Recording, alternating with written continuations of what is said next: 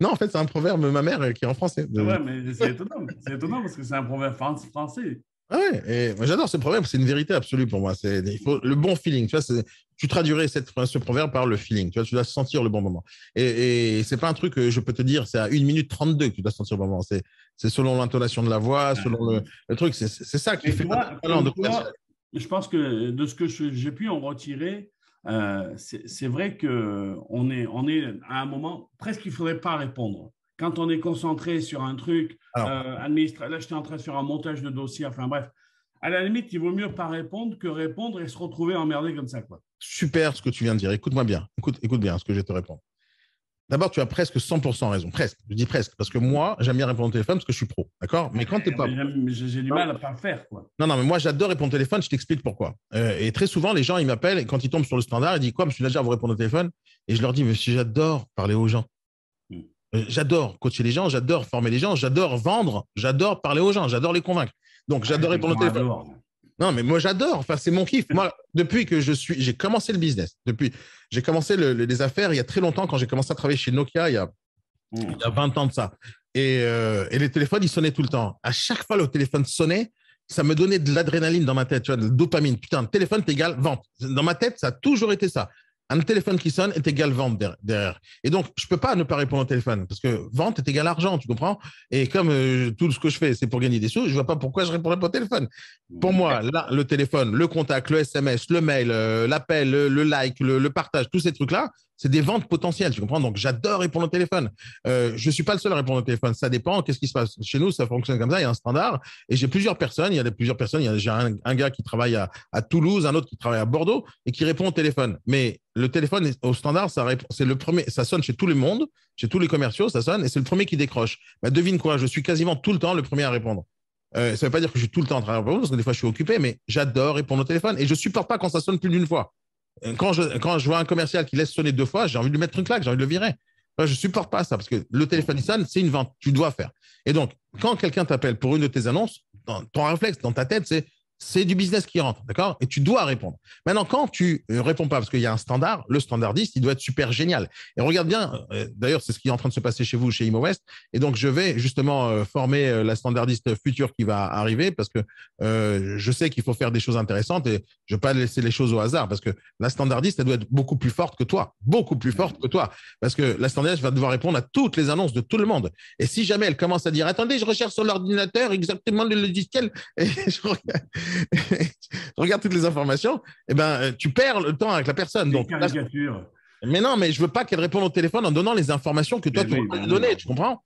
Donc, l'idée, c'est vraiment de la former dans ce sens, de prendre les informations, de collecter les informations, les donner au commercial et entre-temps, collecter les informations de l'acheteur et lui envoyer le dossier, mais une fois qu'on a les coordonnées. Donc, c'est ça l'idée. Maintenant, regarde bien ce qu'il faut faire d'une manière générale quand tu réponds au téléphone. Regarde bien, une standardiste, quand elle répond, elle sait très bien que c'est pas elle la négociatrice. Elle le sait, n'est-ce pas? Vu qu'elle sait quel est son job. Je suis payé pour être standardiste. Et donc, pour elle, c'est une évidence qu'elle ne connaît pas le bien. On est d'accord ou pas? C'est une évidence. Elle est standardiste. Elle n'est pas censée avoir vu le propriétaire. Elle n'est pas censée avoir vu le bien. Elle n'est pas censée, elle va Bien voir sûr. jamais le bien. Et même les photos qu'elle a vues, qu'est-ce que ça va lui parler? Elle ne sait pas. Elle n'a jamais marché sur la pelouse. Elle n'a pas vu l'espace dans l'appartement. Elle pourrait même pas dire c'est spacieux. Elle pourrait pas le dire, d'accord? Parce qu'elle connaît pas les trucs. Donc, quand on travaille avec un standardiste, ce qui est une très bonne idée, d'accord, il faut donner des informations importantes au standardiste, d'accord? Une des informations importantes, c'est les 3 points forts, les 3 points faibles du bien. Et c'est tout. Les informations techniques, elle les a sur la fiche si elle a envie de les voir. Mais elle n'a pas besoin de les donner. Elle n'a pas besoin de les donner. Elle doit retenir que 6 informations potentielles, hein. Et donc, chaque fiche d'un bien pour la standardiste, c'est les 3 points forts, les 3 points faibles, qui soient écrits, qu'elle pourrait répéter ça. Par exemple, Fred, tu marquerais les 3 points forts, très bien placés, tu vois, spacieux et accueillant, et tu vas mettre des belles phrases qu'elle pourra répéter en lisant sans avoir vu le bien, d'accord? Mais dans tous les cas, elle ne donnera pas les détails parce qu'elle sait ce qu'il faut faire, prendre les coordonnées, après envoyer les détails. Maintenant, quand une standardiste répond, comme elle sait qu'elle ne connaît pas le bien, elle ne va pas faire comme si elle ne connaissait pas le bien. Donc, elle dira des phrases, écoutez-moi, moi je suis juste au standard, je vais prendre toutes vos coordonnées, comme ça notre professionnel, qui est un excellent professionnel pour ce bien-là, va vous contacter au plus vite.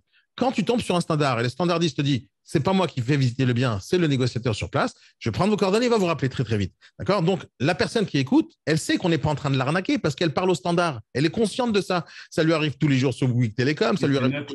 C'est neutre. C'est neutre. Elle sait que tu n'es pas en train de lui prendre les coordonnées pour prendre les coordonnées. Elle sait que tu es prendre les coordonnées pour passer à l'autre. Maintenant, une des choses que le standardiste doit faire, ou par exemple, tu travailles en binôme avec Kevin, d'accord? Donc, ça peut vous arriver que demain, un client t'appelle à toi, Fred, pour un bien de Kevin, d'accord? Ça peut arriver, d'accord? C'était le cas la semaine dernière. Exactement. Ça peut arriver, c'est normal. Et quand vous travaillez en binôme, c'est très bien de travailler comme ça. Maintenant, regarde, je vais te donner une technique génialissime pour faire que la personne qui t'appelle, elle soit heureuse et elle arrive au top de sa vie juste en parlant avec toi. Écoute bien. Quand quelqu'un t'appelle sur un bien qui n'est pas à toi, d'accord, tu vas dire, écoutez, ce bien, c'est pas moi qui va faire visiter, c'est mon collaborateur Kevin. Alors, vous avez une énorme chance. C'est un des meilleurs négociateurs de notre agence, vraiment, réellement professionnel. Alors, il va vous rappeler, mais soyez disponible parce que c'est rare de pouvoir travailler avec ce gars-là. Donc, il va vous rappeler, je vous promets, il s'appelle Kevin, recevez le bien, il va vraiment vous aider. Et là, tu as encensé le gars. Tu l'as encensé. Devine comment maintenant, l'autre, il attend l'appel. Il veut avoir le meilleur négociateur de la planète. Il veut l'avoir. Donc, quand tu l'encenses, lui, Kevin, qu'est-ce qu'il va faire déjà en retour demain? Il va faire la même chose pour toi. Il va faire la même chose pour toi. Et d'un coup, à chaque fois qu'on va appeler un de vous deux, vous êtes les meilleurs négociateurs de l'agence. Et donc, la standardiste, elle devrait dire des phrases aussi comme ça. Donc, je vais lui apprendre à le faire. Je lui dis, écoutez, Fred, écoutez, c'est un des spécialistes dans notre agence des fonds de commerce. Vous êtes sur la bonne personne. Vous avez bien fait d'appeler. Sauf maintenant, comme il est très occupé, il va vous rappeler normalement dans moins d'une demi-heure. Vous inquiétez pas, vous rappelez. Et il donnera toujours moins d'une demi-heure, mais toi, tu rappelleras en 5 minutes. D'accord? Et quand tu rappelleras en 5 minutes, tu montreras de la réactivité et tu vas montrer de l'importance à la personne. Et là, comme tu lui as dit dans une demi-heure, et toi, tu appelles dans 5 minutes, d'accord? Il va te dire, ah, merci de m'avoir appelé aussi vite. Et d'un coup, elle est contente. Elle est contente parce que tu as montré de la réactivité, tu as montré l'envie de servir. Tu comprends? Et quand tu montres tout ça, les personnes, ils s'ouvrent à toi. Ils adorent les professionnels comme ça. Donc, à chaque fois que vous allez faire une promesse, par exemple, je vous rappelle plus tard, ou je vous envoie le dossier, donnez toujours un large. Par exemple, je vous envoie ça dans la journée, d'accord? Ou je vous envoie ça maximum dans 24 heures, mais tu envoies 5 minutes plus tard. Et la personne, elle est étonnée, tu comprends? Tu envoies dans une demi-heure. Et la personne, c'est-à-dire, elle sait que tu as fait un effort. Écoutez, je ne sais pas si j'aurai le temps de vous avoir ça aujourd'hui, mais je vous promets, avant demain, vous l'avez. Et tu le fais dans 1 heure. Ça veut dire que tu t'es libéré pour faire un travail pour elle, alors que tu avais déjà le dossier dans la main avec un lien, tu comprends? L'idée, c'est de jouer un peu sur ce petit truc-là, parce que les gens, ils savent pas ce que tu fais en vérité. Tu vois, tout à l'heure, quand je t'appelle et toi, tu me dis, ouais, mais j'étais occupé, mais la personne, elle sait pas. Quand tu mets une annonce sur Sologer, pour toi, tu travailles 24 heures sur 24. Hein. Alors, bien sûr, les gens, ils vont pas t'appeler à 22 heures. Ils savent que c'est 22 heures. Mais quand tu t'appelles à 14 heures de l'après-midi, quand tu t'appelles à 13 heures, hier, je t'ai appelé quoi? À 16 heures. C'est une journée normale, tu vois. Tu mets une annonce, tu mets une annonce, tu réponds au téléphone. C'est le but de mettre une annonce. Donc, je m'en fous en réalité si tu es occupé ou pas. Le téléphone, il sonne, tu lâches tout. Tu es avec une nana, écoute, rentre dans la chambre, tu réponds. Tu as les enfants, tu jettes par la fenêtre. Écoutez, je disais, mon écriture, c'est cadet. Pardon. Ouais, mais utilise la main droite alors. mais l'idée, c'est de montrer la disponibilité, la réactivité, l'accueil, l'envie de servir. Ok? N'oubliez juste pas une chose pour le restant de votre vie. Quand vous faites dans l'immobilier, vous êtes dans une société de service. Vous donnez du service. Vous devez être à 4 pattes aux gens. Quand je te dis être à 4 pattes, c'est pas vraiment, je t'ai pas dit de te faire rebuter, etc. Je dis que tu es là pour servir les gens. D'accord? Tu es là pour servir les gens. Et les gens, quand ils sont servis par toi, ils sont contents. Mais servir, ça veut pas dire faire le bouffon. Servir, ça veut pas dire se mettre à 4 pattes et attendre qu'on truc. C'est pas ça, servir. Ça veut dire que tu es accueillant. Tu vois, par exemple, imagine un maître d'hôtel. Maître d'hôtel, c'est un bon poste dans un hôtel. C'est celui qui va venir, il va t'accueillir et c'est lui qui va donner des ordres au serveur. Ok, mais le maître d'hôtel, tu parles vous, hein, tu dis pas vous et toi va me chercher un truc. Non, le maître d'hôtel c'est le top. Tu vois, il est là pour servir, il est là que tu sois heureux, tu comprends? Et donc tu es content quand on t'accueille comme ça. Tu as l'impression d'être un roi. Et moi, je veux que tu sois celui-là qui donne l'impression à la personne qui sont des rois. Tu vois que c'est le client est roi, c'est pas de la rigolade. Alors je parle du client, pas du prospect. Celui qui paye, c'est le roi. Celui qui paye pas, ça reste un prospect. Mais il faut le considérer comme si c'était le roi, parce que sinon il payera pas. Tu comprends? Donc l'idée, c'est qu'il a envie de bosser avec toi. Surtout, ce que vous devez essayer de vous rappeler, c'est que tu as envie qu'il te rappelle après. Donc, imagine que la conversation s'est mal passée. J'ai plus envie de te rappeler.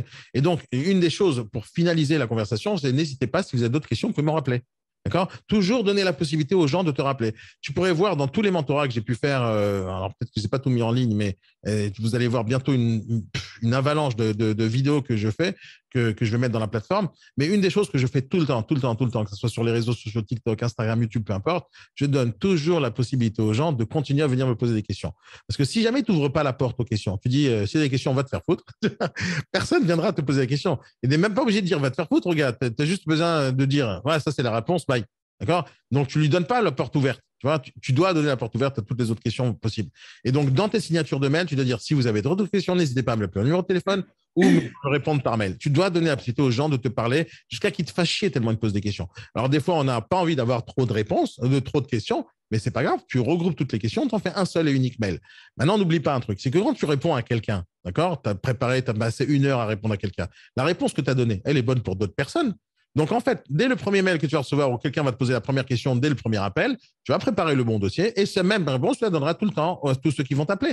Parce qu'une fois que tu as fait le dossier, le diaporama, une fois que tu as fait ton petit fichier Excel, une fois que tu as préparé ton mail de bonjour monsieur, suite à votre appel téléphonique, voici les réponses à toutes vos questions. Cliquez sur le lien pour voir les informations. Et là, il arrive sur un dossier Drive et qu'il a toutes les informations. C'est bon, le mec, il a reçu les informations. Mais la prochaine fois, le prochain client, tu fais la même chose, tu fais un copier-coller et tu fais transférer le même mail qu'à donné à quelqu'un d'autre parce que le travail, tu l'as fait en amont.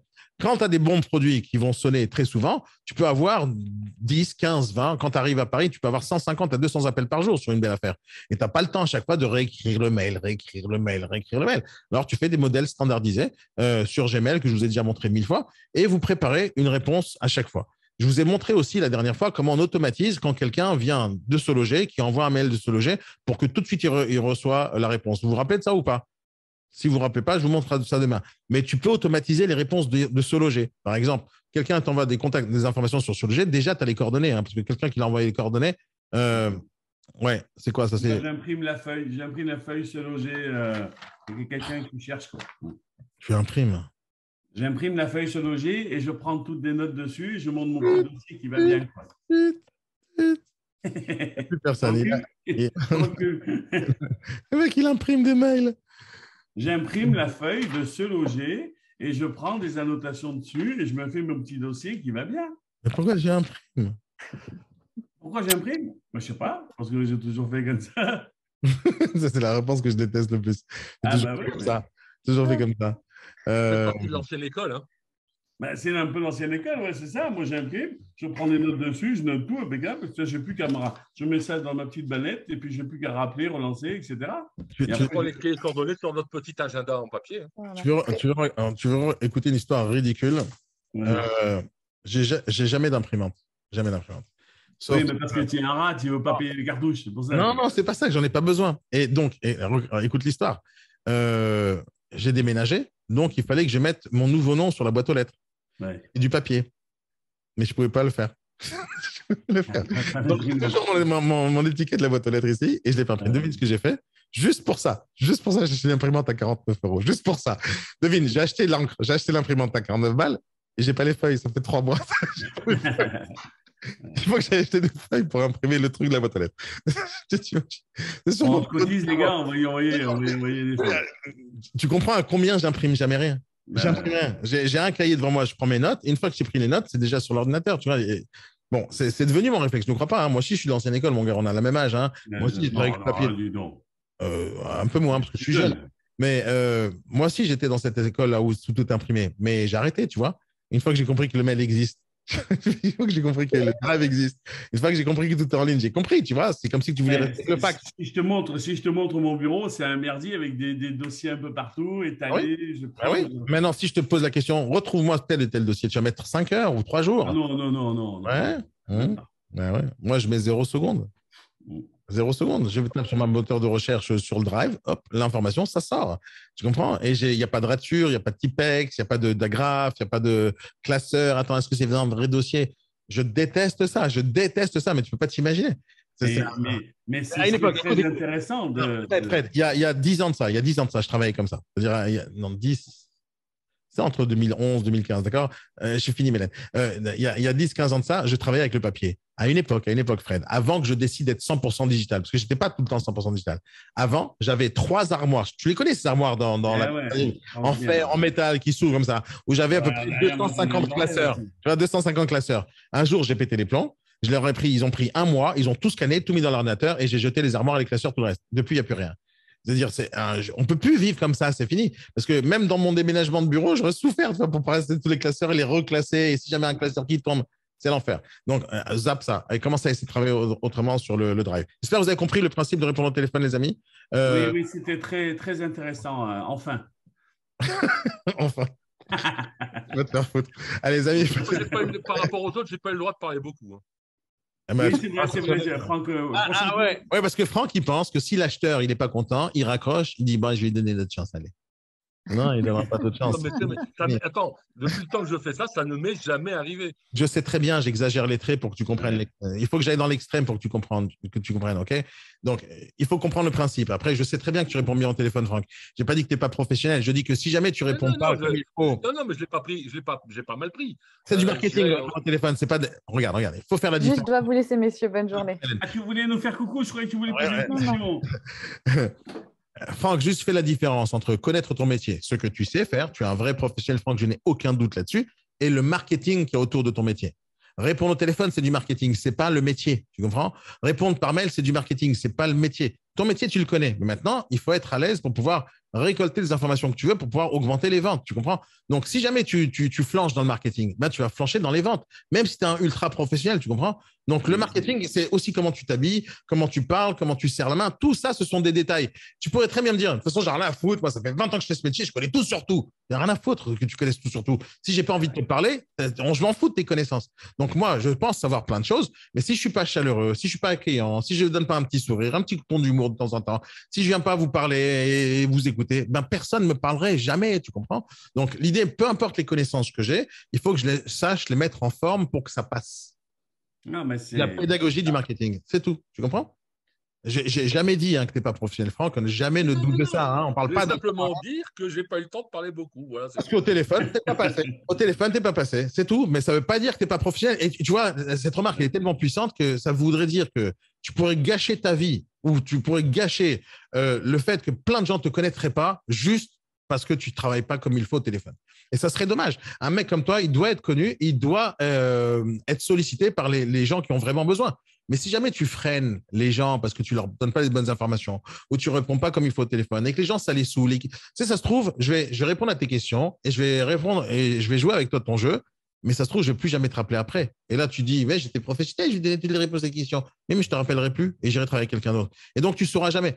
Une des informations que la majorité des entrepreneurs ne collectent jamais, écoute-moi bien, pour moi, c'est la base vraiment de ma vie. Hein. Une des informations que personne ne collecte jamais, hein, c'est le manque à gagner. C'est-à-dire, tu peux, à la fin de ta journée, savoir exactement ce que tu as fait, ce que tu as réussi, mais jamais tu vas prendre une petite note à côté en disant j'ai raté ça, j'ai raté ça, j'ai raté ça. Jamais tu vas le noter parce que personne n'a envie de savoir le négatif dans sa vie. Et donc, jamais tu vas te rappeler du manque à gagner. Sauf le manque à gagner, c'est là où tu gagnes le plus d'argent. D'ailleurs, si jamais tu savais combien de personnes ne t'aiment pas, je t'assure que tu changerais des choses. Si jamais tu savais combien de clients ne sont pas venus acheter chez toi parce que ton site internet il est pas assez beau, si tu savais combien de personnes n'ont pas acheté chez toi parce qu'ils n'ont pas aimé ta gueule ou ton double menton, tu changerais les choses, tu comprends? Mais tu le sais pas. Donc, comme tu le sais pas, tu continues comme ça. Une des choses qu'il faut faire, il faut avoir l'honnêteté de le faire, c'est d'avoir justement le retour et le feedback des gens et les écouter. Donc, moi, je ne te parle pas du double menton, c'est pour déconner là-dessus. Mais l'idée, c'est que quand tu réponds. L'idée, c'est que quand tu. Nous, on t'aime, Franck. Ah, mais moi, je t'adore aussi. Mais moi aussi, je vous aime. C'est pas la question. L'idée, c'est de ne pas filtrer les gens parce qu'on fait des conneries. Je dis très souvent, il y a quasiment rien que tu puisses faire pour pousser quelqu'un à acheter un bien que tu es en train de visiter, surtout ça en particulier. Lui, il sait exactement ce qu'il veut. Par contre, il y a des tonnes de choses que tu es capable de faire pour empêcher la personne d'acheter. Donc, parce que tu vas arriver en retard, tu vas puer de la gueule, tu ne serres pas la main comme il faut, tu ne réponds pas au téléphone, tu n'envoies pas des mails. Tout ça peut freiner une vente. Ouais, tout ça peut empêcher la personne d'acheter parce qu'elle ne t'aime pas. Maintenant, pousser la personne à acheter, c'est le bien, tu vois, c'est le bien qui va dire j'ai envie de me faire acheter par lui. Et là, je veux acheter ce bien. Mais c'est pas toi qui contrôle ça, tu vois, c'est les gens. Mais si jamais tu gâches le kiff de la personne, tu vois, par exemple, imagine quelqu'un te fait un cadeau, tu vois, quelqu'un te fait un cadeau, un super cadeau, tu vois, il a pris 6 heures pour aller chercher le cadeau, il a même fabriqué lui-même, peu importe un cadeau. Et à la fin, il te l'offre, tu vois. Tu sais pas ce qui s'est passé dans sa journée. Tu sais pas ce qui s'est passé dans la journée. Tu connais pas, ça m'est arrivé en plus dernièrement. Tu sais pas du tout l'enfer que l'autre pourrait vivre pour faire ce cadeau qui est spécial pour toi. Il t'emmène le cadeau, il te dit ah ouais, mais je l'ai acheté la semaine dernière. Mais j'ai le même à la maison. Tu lui dis ça, tu lui as ruiné sa journée à l'autre connard. Et quelqu'un qui a fait tous les efforts pour te faire le cadeau. Tu lui as ruiné sa journée juste parce qu'il dit j'ai le même. Mais le mec, il a passé sa journée, il ne sait pas si tu as le même. Tu comprends? C'est une question d'éducation, Daniel. Mais je sais, Franck. Non, je ne te parle pas à toi. Je ne dis pas que tu fais ça. Je dis pas que tu fais ça. Non, je dis c'est une question d'éducation. Bien sûr. C'est nul. Bien sûr, je te dis juste que tu peux foirer une vente juste parce que tu n'es pas accueillant, juste parce que tu n'as pas dit la bonne chose au bon moment, juste parce que tu n'as pas écouté, juste parce que tu n'as pas donné un sourire. Et ça n'a aucun rapport avec ton professionnalisme et tes connaissances. Je ne te dis pas que moi, je suis toujours parfait et des fois, je suis vénère. Là, par exemple, cette dernière année, j'étais toujours déprimé, vraiment, vraiment. Et donc, j'essayais de ne pas répondre au téléphone parce que je savais que je n'étais pas bon, tu vois. J'étais pas bon, j'avais pas l'entrain qu'il fallait, j'étais pas là. Et donc, au lieu de foirer des ventes, je ferme ma gueule, tout simplement, parce que je suis conscient de ça. Tu comprends? Au lieu de faire des vidéos, j'en fais pas, parce que je sais que mon visage, il va pas montrer de la joie, etc. Ça veut pas dire que je cache, c'est-à-dire que j'essaye de pas gâcher, pas cacher, mais j'essaye de pas gâcher. Tu comprends? Donc, être conscient de l'image qu'on véhicule, être conscient de ce qu'on est, être conscient de ce que l'autre perçoit de toi, c'est la chose la plus importante dans ta vie. Et donc, quand je te fais cette petite simulation ce matin et que je raccroche au nez, c'est pour t'appuyer sur le bouton, tu vois, pour que tu comprennes que ça, c'est la petite faille, tu vois, et corrige cette petite faille, tu vois, ok, ça marche? Le diable se cache dans les détails, tout le monde connaît cette expression, et c'est ces détails-là qui sont importants. C'est le petit truc, le petit sourire, la petite phrase qui fait que les gens vont accrocher ou pas. Les amis, passez une très bonne journée, amusez-vous bien. Bonne journée à tous les trois. Bonne journée, merci. Et bien sûr, on se voit demain, Niobe Morning, comme d'habitude.